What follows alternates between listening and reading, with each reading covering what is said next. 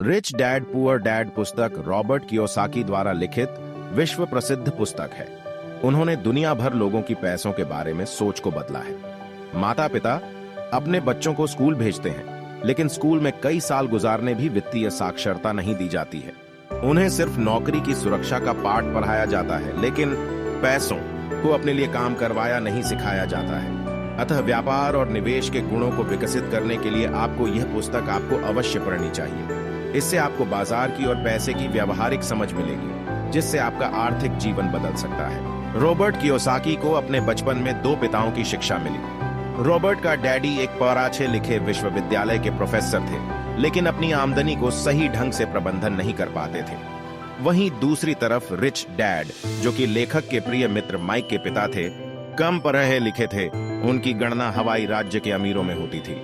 इसका कारण लेखक ने रिच डैड की वित्तीय साक्षरता को दी है। अतः लेखक का कहना है कि गरीब और मध्यवर्गीय लोग पैसे के लिए काम करते हैं, जबकि अमीरों के लिए पैसा काम करता है। गरीब आदमी नौकरी की सुरक्षा, प्रमोशन और पेंशन के लिए काम करते हैं। ज्यादा पैसा कमाने के लिए वे लोग ज्यादा मेहनत को ही प्राथमिकता देते हैं। इस प्रकार उसके अंदर असुरक्षा की भाव न रहती है, जबकि अमीर काम सीखने के लिए काम करते हैं। काम सीखने के बाद पैसा अपने आप आता है।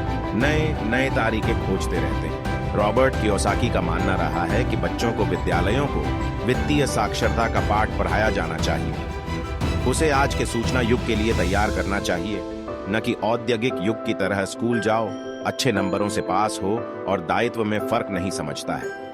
यही कारण है कि वह घर को अपनी सबसे बड़ी पूंजी समझता है, जबकि वहीं पर उसके जेब से सबसे ज्यादा पैसा निकलता है। लेखक का मानना है कि संपत्ति वह है जो आपके जेब से पैसा लाए, न कि आपके जेब से पैसा निकाले।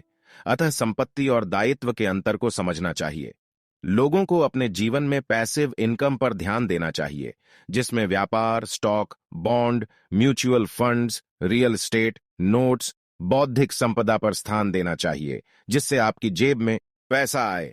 लेखक ने मैकडोनाल्ड के मालिक रे क्रॉक का उदाहरण दिया है, जिन्होंने एमबीए के विद्यार्थियों को अपनी वास्तव व्यवसाय हैमबर्गर बेचना नहीं, बल्कि रियल एस्टेट बताया है। रे का व्यापार प्लान फ्रेंचाइजी बेचना था, जिसमें वे फ्रेंचाइजी की लोकेशन द्वारा रियल एस्टेट का व्यापार करते थे।